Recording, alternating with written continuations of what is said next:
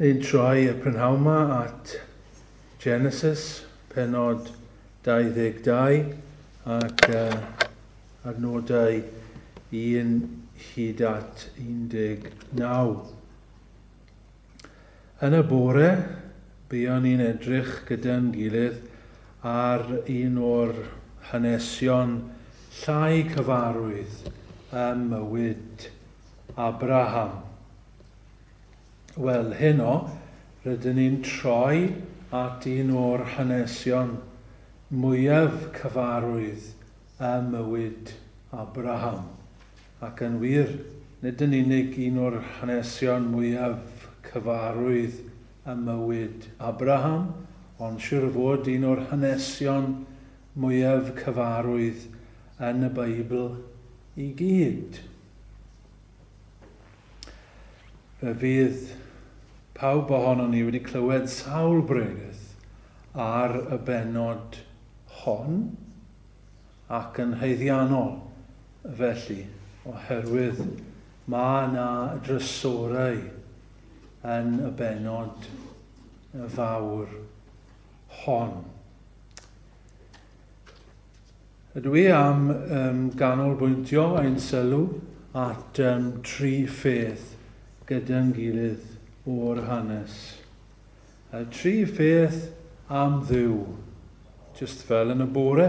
Yn y bore buon ni'n edrych ar 3 peth am Dduw.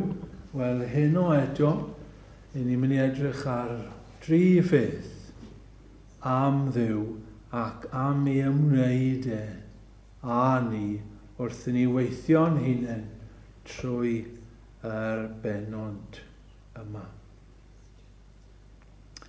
Y peth cyntaf fi moyn i ni sylwi arno fe yw dirgelwch ffyrdd Duw. Dirgelwch ffyrdd Duw. The mystery of God's ways.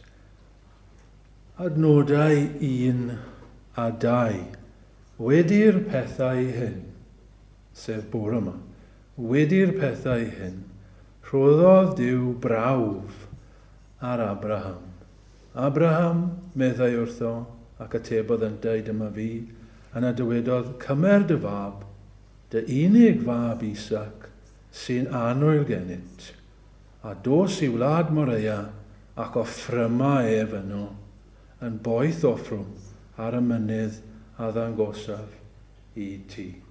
Nawr mae'n syth yn dydwe, o'n gwybod i chi'n gyfarwydd ar hanes, ond does dim ots, mae'n syth pan ni'n clywed y geiriau hynny, mae'n ein taro ni gobeithio pa mor ryfedd yw ffyrdd Duw, pa mor ryfedd yw'r gorchymyn yma i Abraham, pa mor od yw'r peth. Pa mor afresymol fyddwn ni'n dweud, y gair Saesneg, fydde strange. Pa mor strange yw hyn fod Duw yn gorchymyn Abraham i fynd ac aberthu Isaac. Bron y bod byddwch chi'n dweud, mae e'n gas. Mae aberthu unrhyw un yn beth gwael. Ond mab, ac unig fab ar ben hynny, ac ar ben hynny, mab oedd wedi i addo i Abraham dros y blynyddoedd. Y mab yma oedd i fod yn y ddewyd, mab ar y ddewyd, oedd y disgynyddion i ddod i Abraham trwyddo fe. Allan ni ddim ond dychmygu meddyliau Abraham pan mae'n clywed y geiriau yma'n dod iddo fe o ddiwrth Dduw, cymer dy fab ac abertha fe. Allan ni ddim ond dychmygu, mae rhaid bod Abraham yn rwto'i glistiau yn meddwl ydw wedi clywed hynny yn iawn o ddiwrth Dduw. Nawr i ni'n gwybod, dydyn ni, achos mae'n dweud fod hyn mwyn profi Abraham. Rhoddodd Duw brawf ar Abraham, ac ar ben hynny, rydyn ni'n gwybod diwedd y stori. Ond oedd Abraham ddim. Doedd Abraham ddim yn gwybod I fod ar brawf. Ac yn sicr doedd Abraham ddim yn gwybod diwedd y stori. Mae'n atgoffa ni o rhywun arall yn y Beibl, yn dydy e? Hyn. Mae'n atgoffa ni o Job. Bydd rhain o'ch chi ddim yn gwybod am Job. Felly fe esbonio yn gloi iawn fan hyn fod Satan wedi dod at Dduw. A fod Duw wedi gofyn cwestiwn I Satan. O ble ti'n dod? Wedi bod rownd y ddaear.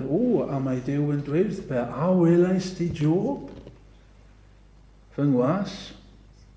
Wyt ti wedi gweld bod e'n berffaith a mae Satan yn dweud wrth Dduw? Wel ie, ond ti'n rhoi lot o bethau iddo fe.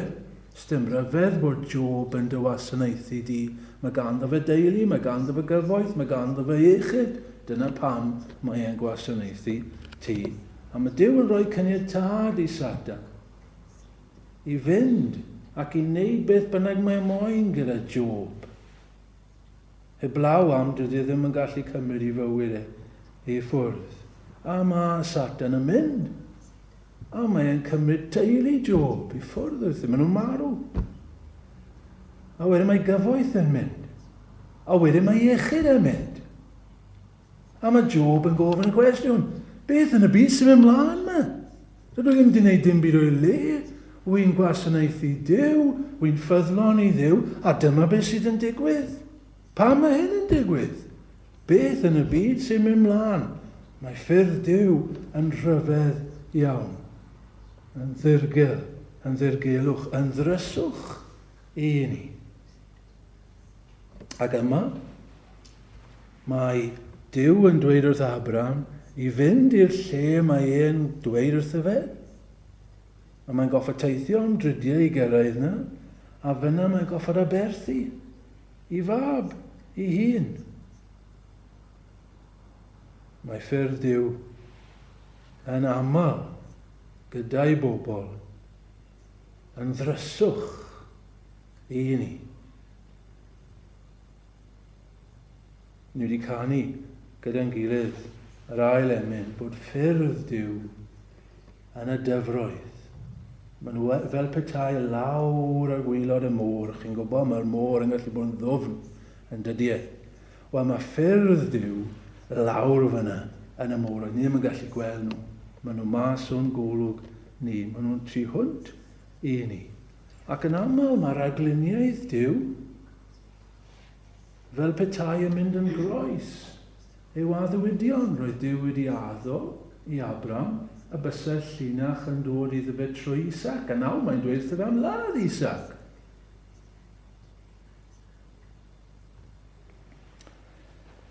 Dy ddim yn gwneud sens. Ac ni'n cofio'r un peth yn y Testament Newydd.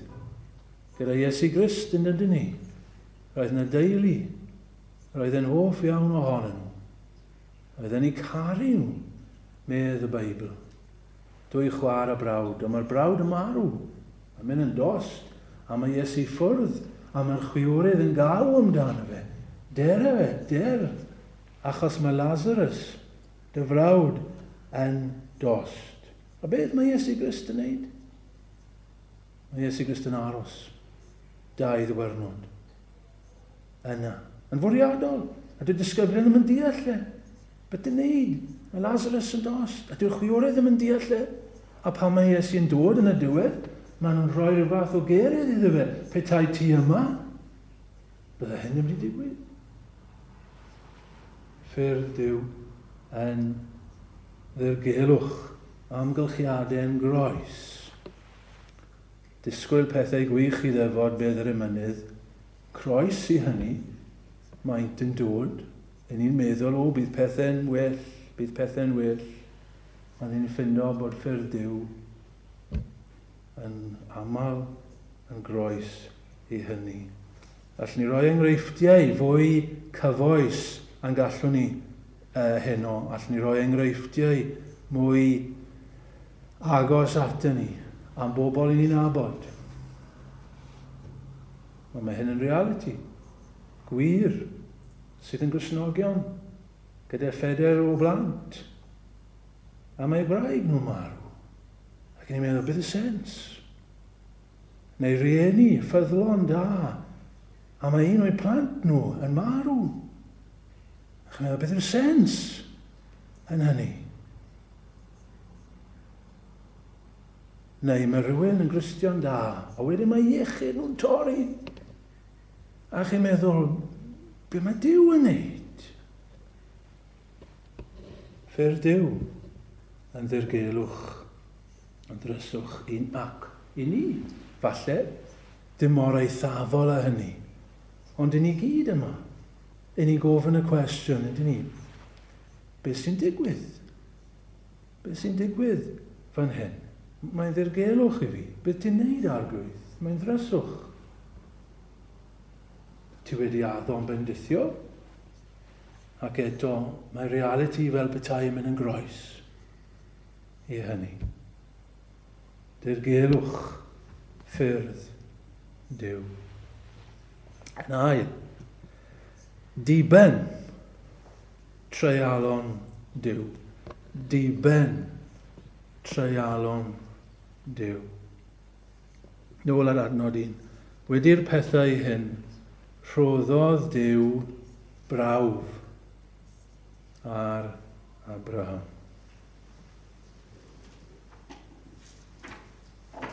Beth oedd diben Duw trwy hyn i gyd? Beth oedd ei amcan e? Beth oedd y pwrpas? Beth oedd e'n ceisio gwneud? Pam oedd hyn yn digwydd? Fe llwyddodd Abraham yn y prawf. Ac yn ni'n cael yr ateb fyna yn adnod 12.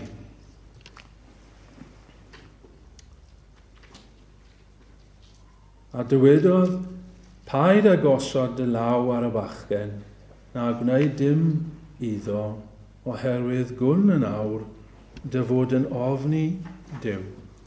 Gan nad wyt wedi gwrthod roed y fab, dy unig fab i mi. Ac lawr i adnod 18, a thrwyddynt bendithu'r holl genhedloedd y ddeiar am i ti i fyddhau i'm llais. Diben Duw trwy hyn i gyd oedd mwyn i Abraham ddangos i fod e'n ofni Duw. A fe lwyddodd e. Pwrpas hyn i gyd oedd profi i fuddod Abraham. Pwrpas hyn i gyd oedd amlygu ffydd Abraham yn i Dduw. Chi'n gofio beth mae'r apostol Pedr yn dweud yn i epistol cyntaf fe, 1 Peter chapter 1 and verse 8.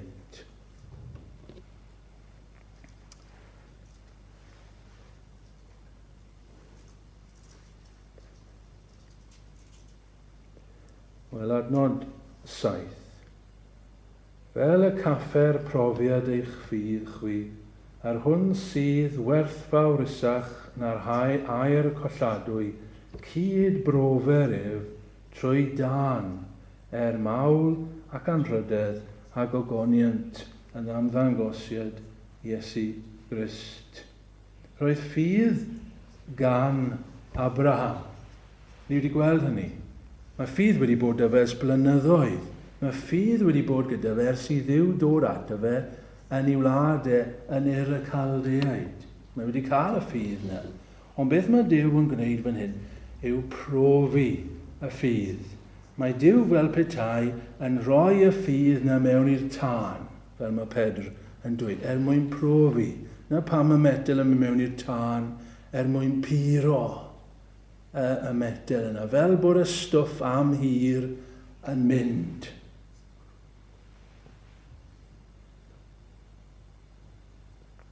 Ni sydd â ffydd yma. Os ych chi â ffydd, os ych chi'n gristio am y ffydd dych chi heno. Fe fydd Duw yn profi eich ffydd. Fe fydd Duw fel petai yn rhoi eich ffydd mewn i'r tân mwyn i biro fe. Achos mae stwff ynddo fe sydd ddim yn bir ar hyn o bryd. A mae eisiau piro hynny. Nawr, ni moyn edrych sut weithiodd hyn allan yn yr hanes y mywyd Abraham. Felly adnod 2.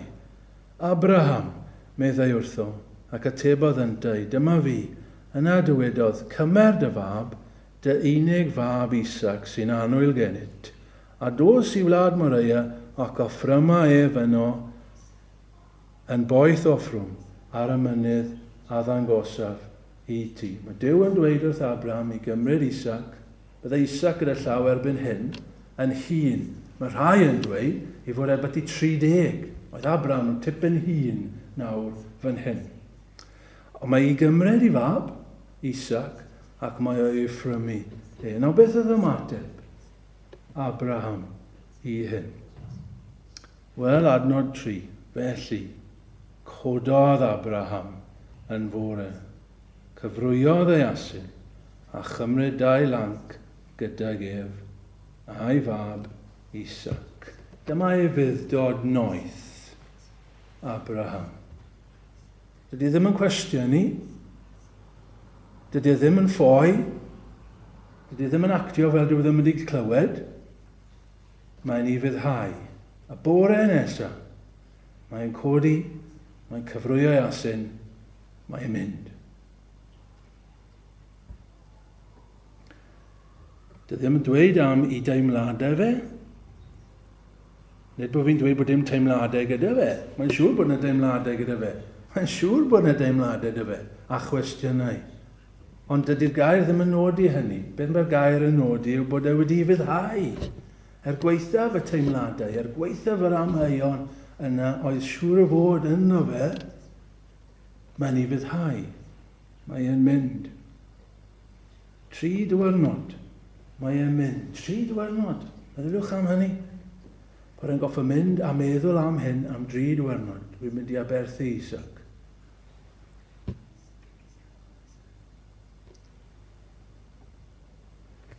Ar y 3ydd dydd mae'n cyrraedd y lle yma, y mynydd lle roedd Duw wedi dweud wrtho fe i fynd iddo fe. Ac wedi cyrraedd, mae'n dweud wrth i lanciau gweision oedd gydag 2 ohonyn nhw i aros yn y fan. Dydyn nhw ddim i ddod. Felly ofyn y cwestiwn pam? Pam oedd y llanciau ddim i ddod? Wel, ni ddim yn gwybod, mae rai yn dweud, falle roedd Duw wedi dweud wrtho fe. Roedd ti'n neud hyn ar ben dy hun. Falle roedd Abraham ddim am iddyn nhw wybod beth oedd mynd i ddigwydd. Falle roedd yn meddwl bydden nhw'n trio stopio fe petai nhw'n dod gydag e.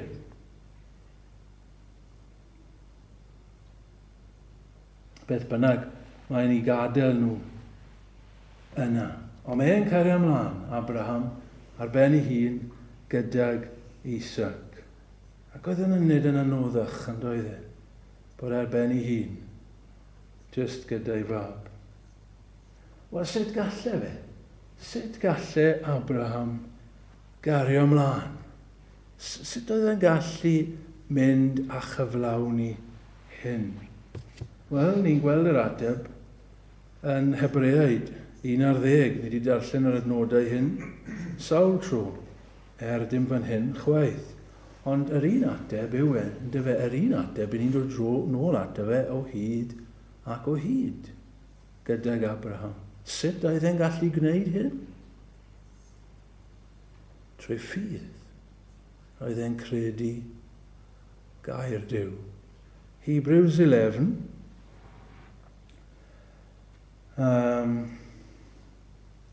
17 ymlaen. Dewch beth mae'r awdur yma yn dweud. Trwy ffydd ar offrymodd Abraham, Isaac, pan ei profwyd, a unig anedig fab a offrymodd y fe, ar hwn a dderbyniasau'r a ddiwydion. Wrth ar hwn y dywed asid, yn Isaac y gelwyr i ti had. Gan gyfrif, no sylwch ar hyn, gan gyfrif bod Duw yn abl i'w gyfodi efo feirw o ba le y cawsau i fe hefyd mewn cyffelybiaeth. Chi'n gweld beth mae'n dweud fyna? Mae'n dweud, oedd Abraham yn credu yn yw. Oedd e'n credu i addewid e. Ac oedd Duw wedi addo y byddai y llinach yn dod trwy Isaac. A nawr Duw Abraham ddim yn deall hyn, fwy na byddwn ni'n deall, ond mae'n dal yn hyn, mae Duw wedi addo mae'r llinach yn mynd i ddod trwy Isaac. Nawr mae Duw yn dweud wrtho fe i ladd Isaac. Wel, roedd Abraham yn credu, wel, mae'n rhaid fod Duw yn mynd i godi e. O feirw, mae'n gofyn i fi aberthu e, a wedyn mae'n mynd i'w godi e eto'n fyw. Dyna beth oedd meddyliau Abraham. Roedd e'n wrong. Nid dyna beth oedd mynd i ddigwydd, ond oedd e'n iawn i gredu.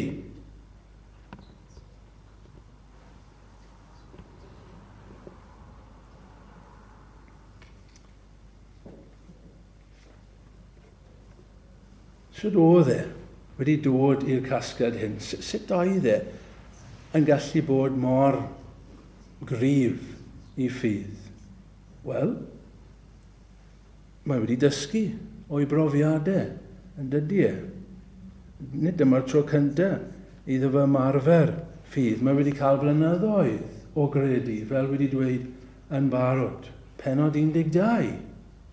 Mae'n hen nawr. Nid bod yn hen yn gwneud chi yn automatic, yn fwy o gredadyn na rhywun sydd yn ifanc, ond mae'r profiad mae wedi cael wedi helpu e. Ac nawr mae wedi dysgu. Mae wedi dod i ddeall sut i newid Duw, i fod e'n gallu ymddiried yno fe. A mae'n gallu ymddiried i air e, hyd yn oed bod e ddim yn deall beth yn y byd sydd yn mynd ymlaen. Ac mi'n licor ymadrodd yna sydd yn dweud gan farni. Oedd e wedi meddwl, oedd e'n meddwl am hyn, yr holl ffordd.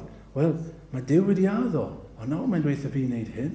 Dwi ddim yn deall, ond mae'n rhaid bod Duw yn mynd i godi e. Fel wedyn sydd oedd e'n wrong.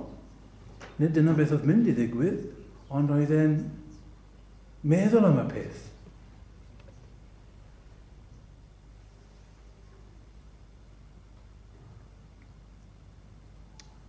Gael nodi hyn hefyd, ffrindiau, ar y pwynt yma.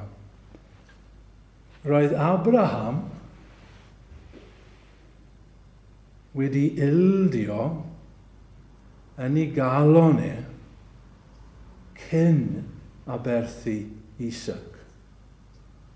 Ond deall beth fi'n dweud fyna? Cyn bod Abraham yn dod i aberthu fab, roedd e wedi i aberthu mewn fan hyn yn barod. Roedd e wedi ildio i'r peth mewn fan hyn, neu bydde fe ddim wedi codi'r gyllell, bydde ddim wedi gallu wneud. Yn barod yn ei feddyliau tu fewn, roedd e wedi ildio i'r peth. Nawr, chi'n gwybod am hynny, fel Cristion, achos wy'n gwybod am hwnna fel Cristion hefyd. Chi'n gwybod am adegau lle mae Duw yn dweud chi mi eisiau chi wneud rhywbeth. A mae yn eich cydwybod, mae ar eich cydwybod. Mae Duw yn dweud wrthych chi i wneud rhywbeth. Mae rhaid ti wneud e. A falle am amser, rydych chi yn gwrthwynebu. Am amser, chi'n pallu wneud e.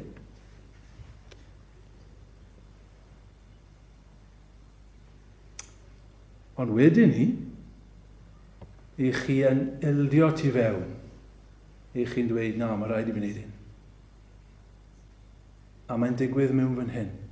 Ac yn aml, unwaith i chi'n dod i'r pwynt yna, lle i chi'n dweud wrth i chi ac wrth Dduw fel petai, wel, wy'n mynd i wneud e. Yn aml, mae Duw yn rhoi'r nerth i chi pryd hynny. Ac yn aml hefyd, mae Duw yn newid yr amgylchiadau, a does dim rhaid i chi wneud y beth. Chi wedi ffeindio hynny? Dyma ni. Fan hyn.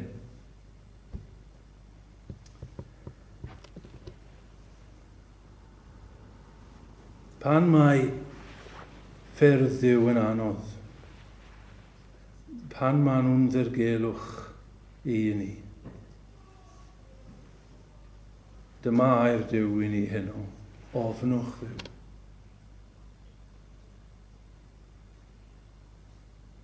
Pwyswch arno fe, rowch Duw yn gynta, i fyddhewch iddo fe. Barnwch yn eich meddyliau, nad ych chi'n deall, bod e'n gwybod, mae e'n deall, mae e'n gallu'ch cadw. Dyma'i ddiben, felly, trwy ein profi ni, wrth ein profi ni. Dirgelwch ffyrdd Duw, dibenion treialon Duw, yn drydydd ac yn olaf, darpariaeth gras Duw. Darpariaeth gras Duw. Dyma ddiwedd y stori yn dyfe. Dyma wir ergyd yr hanes yma. Bu Abraham yn ifydd i Dduw. Mae e'n paratoi yr aberth, yr allor. Mae'n rhoi Isaac ar yr allor, a mae'n codi'r gyllell a barod i drywanu i fab e. Ond mae'r angel yn dod ac yn dweud wrtho fe am beidio. A mae'n edrych a mae'n gweld hwrdd wedi ddal yn y drysni. Ac mae Abraham yn gwybod i fod ei aberthu'r hwrdd yn lle Isaac. Ac mae'n galw'r lle Jehovah Jireh, yr arglwydd sy'n darparu. A mae wedi dweud yn gynt yn dydy e, wrth iddyn nhw nesau at y mynydd, a Isaac yn troi at y fe ac yn gofyn iddo fe fy nhad. Dyma'r coed a dyma'r tad, ond ble mae oen y poeth offrwm? Chi'n cofio beth wedodd Abraham cyn, wrth i fe i fyddhau i Dduw. Fy mab Duw a y ddarpara ei hun oen y poeth offrwm. Duw ei hun, adnod 8, Duw ei hun fydd yn darparu oen y poeth offrwm. A nawr mae'n gweld hynny. Mae'n galw'r lle yn Jehovah Jireh. A wedyn mae Moses yn ychwanegu hyn, adnod 14. Ac enwodd Abraham y lle hwnnw yr arglwydd sy'n darparu neu Jehovah Jireh, fel y dywedir hyd heddiw, ar fynydd yr arglwydd fe ddarperir. Oedd e wedi dod yn rhyw fath o ymadrodd hyd yn oed erbyn amser Moses oedd yn ysgrifennu'r hanes blynyddoedd ar ôl ni. Roedd yn rhyw ymadrodd gyda'r eiddewon cynnar yma ar fynydd yr arglwydd fe ddarperir.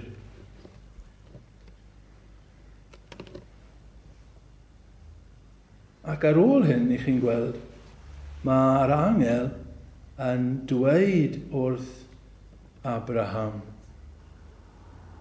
fod Duw yn mynd i fendithio fe. A bendithio i ddisgynyddion hefyd. Mae cael ei fendithio, mae Duw yn darparu. A mae Paul yn dweud fel hyn yn un o'i epistolau, am Duw i a gyflawna eich holl raid chwi yn ôl ei olyd ef mewn gogoniant yng Nghrist Iesu. Mae Duw yn Dduw sydd yn darparu ar ein cyfer ni. Gawn ni nodi rai pethau am ddarpariaeth Duw cyn i ni orffen. Ble mae Duw yn darparu? Ni wedi dweud yn barod, oedd Duw wedi darparu yn y mynydd, yn y lle yna lle roedd rhaid iddo fe offrymu, yn y lle yna o'i fuddod. Os ych chi moyn profi darpariaeth Duw, i fyddhewch nôl at yr ail bwynt mewn gwirionedd. Dyna pryd mae Duw yn ei fyddhau, yn darparu, pan i ni yn ffordd i fuddod, fel roedd Abraham yn ffordd i fuddod. Wedyn hyn, pryd mae Duw yn darparu. Mae hyn yn bwysig yn credu. Sylwch ar y pwynt yma. Pryd mae Duw yn darparu ar ein cyfer ni. A'r ateb o'r hanes yw hyn, mae'n ymddangos ar y funud olaf. Yn ein golwg ni, yn ein persbectif ni, mae Duw yn darparu reit ar y funud olaf. Mae'n cadw'r peth yn hwyr iawn yn dydy. I ni'n gwyddio am y darpariaeth, i ni'n gwyddio am yr help, i ni'n gwyddio ar ei Dduw i ymyrryd. A mae Duw yn, ond mae'n gadw yn hwyr. Oedd rhaid i Abraham ddod â'r cyllell na mas a dod â fe lawr. Chyba gallai Duw wedi safio amser, gallai Duw wedi dweud wrth Abraham 3 diwrnod ynghynt, pan oedd e'n cyfrwyo i asyn o na. Mae Duw yn benderfynol bod e'n mynd, a wedyn reit ar y funud olaf, mae e'n darparu.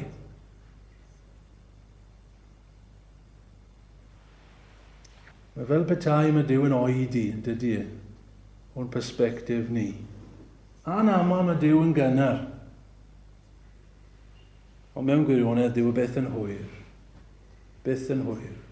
Cofiwch hynny, dydy Duw ddim yn gynnar yn aml, ond bydd e byth yn hwyr. Hynny yw, bydd e byth yn rhy hwyr. Mae'n cadw e tan y diwedd. Ein problem ni yn aml yw i ni moyn pethau'n gynnar. I ni moyn y nawr arglwydd. Ac falle ni'n dal am ychydig, a wedyn, i ni'n syrthio. Fel Pedr, gyda'r tonau. Mae'n neud yn oce, mae'n neud yn y cwy, a wedyn, mae'n syrthio. Ac i ni'r un peth ydyn ni. Yn neud yn oce, neu falle mae temptation yn dod, ac i ni dal am tipyn bach, ond wedyn hytrach na dal tan y diwedd, pan mae Duw wedi addo darpariaeth, i ni'n ildio. Mae Duw yn addo. Bydd e'n dod. Bydd e byth yn rhy hwyr. Mae amserlen, mae amseru yn berffaith. Ac wedyn, cwestiwn olaf ar y pwynt yma o darpariaeth Duw. Shwt mae Duw yn darparu?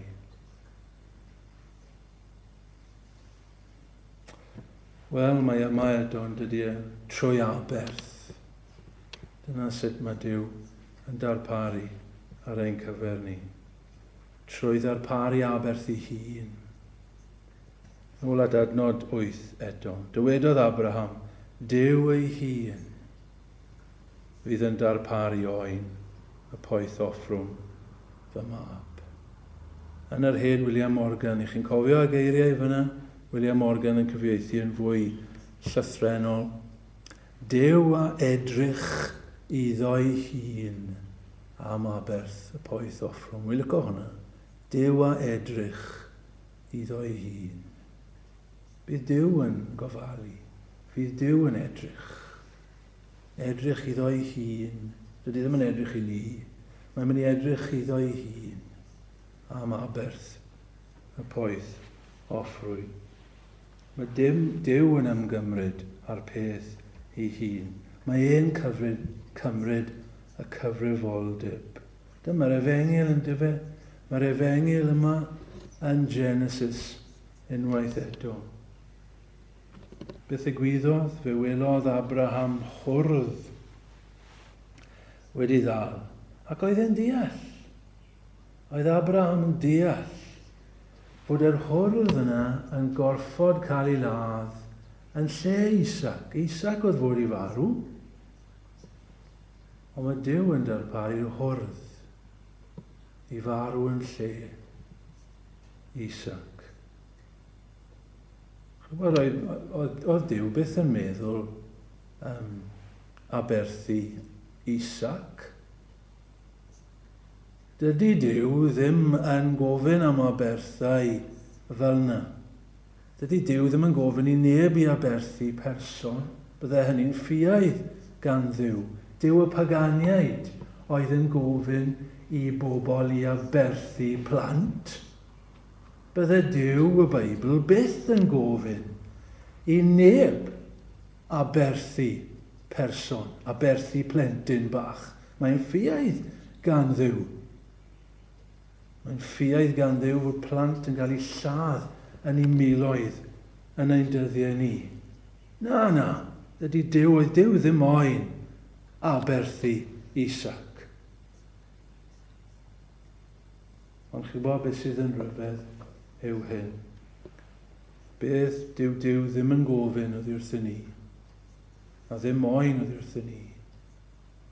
Mae e'n neud ei hun. Trwy ddanfon ei fab ei hun. Ei fab oedd yn annwyl ganddo fe, just fel oedd Abraham yn meddwl y byd o Isaac. Yr unig anedig, mae'r un oedd e wedi disgwyl, yr un yma oedd yn special, oedd yn caru a'i holl galon. Mae gan Dduw fab yna hefyd, sef yr arglwydd Iesu Grist. A mae'r cymeriaethau yn ddiddorol yn dyn nhw, yr unig fab yma, yr anwylid. Ni'n meddwl am Iesu Grist. Ni'n meddwl am Isaac yn mynd o'i wirfod. Ddim yn dweud wrthyn ni lot am Isaac yn yr hanes, ond mae'n rhaid bod Isaac, oedd e'n gwybod beth oedd yn digwydd, a mae'n rhaid bod Isaac wedi, yn wedig os oedd wedi tyfu lan nawr, gallai fe wedi gwrthod hyn. Lle wedi dweud, dad, fi'n mynd. Ond mae'n rhaid bod Isaac wedi cydsynio, mae'n rhaid bod Isaac wedi fyddhau i'w dad e. Fel yna bu Iesu Grist hefyd. Dath Iesu Grist ddim yn erbyn i ewyllus ei hun i'r byd. Fe ddaeth o ewyllus ei hun. Fe ddwedodd wele fi, danfon fi. Ac fe aeth ar ben ei hun gyda'i dad i'r mynydd oedd Dyw wedi darparu. Mae rhai yn dweud, dwi ddim yn gwybod, mae rhai yn dweud yn yr union fan yma. Wel, yn sicr oedd e'n ardal Jerusalem, oedd e'n yr union fan, dwi ddim yn gwybod. Ond mae rhai yn dweud, a fe gariodd Isaac y cod ar ei gefn ar gyfer yr aberth. Wel, beth mae'n atgoffa ni? Wel, mae'n atgoffa ni o Iesu'n cario y cod ei hun yn dyfe ar ei gefn, yn cario'r groes ar ei hun, ar ei gefn hefyd.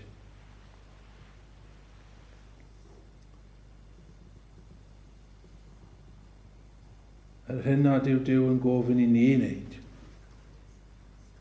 Mae e'n wneud ei hun. Doedd neb arall yn gallu chi'n gweld. Chi wedi deall hynny? Doedd neb arall yn y bydysawd yma yn ddigon da. Doedd neb arall. Neb gallai farw Ond un, mae Dyw yn gwybod hynny.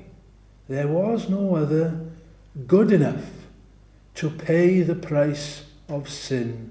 He only could unlock the gate of heaven and let us in. Dim ond fe, o Iesu mawr, pwy ond ty di a llasau farw trosom ni. Doedd neb arall, neb. Ond oedd Iesu'n bolo mynd. Gantaw fe oedd yr unig un. Am i fod yn ddiw, gallai ddioddef melltith na all ni byth i ddioddef. Dim ond am dragwyddoldeb. Ond gallai fe wneud mewn 2 awr ar groes. Ac mwyn gwneud hyn fe rhaid iddo ddod yn ddyn, mwyn bod yn un ohono ni. Ac fe ddaeth yn ddyn a gwisgo ein natur ni. Fel Isaac, fe ddaeth Dyw y Tad ar gyllell ei lawr ar ei fab, ond nid i arbed fel mae Paul yn dweud, hwn nid arbedodd ei briod fab, ond ei treddododd trosom ni oll. Chi'n cofio geiriau Isaiah 53, adnodau sydd yn gyfarwydd i ni. Isaiah 53, adnod 4, diau fe a gymerth ein gwendid ni, ac a ddig ein dyliriau, eto ni a'i cyfrifasom wedi ei feiddi, ei daro, gan Dduw a'i gystuddio, ond fe a'r chollwyd am ein camweddau ni, fe a ddrylliwyd am ein hanwireddau ni, cosbedigaeth ein heddwch ni, oedd arno a thrwy ei gleisiau yr iachawyd ni. Adnod 10, eithir yr arglwydd a fynnau ei ddryllio Doedd ddim yn bodlon i Abraham i gyffwrdd y mab, ond roedd ei hun, oherwydd ei gariad mawr, rhyfeddol tuag ato ni, yn bodlon dryllio ei fab ei hun ar y groes. A beth mae Paul yn dweud am hyn? Wedi dyfynu yn barod.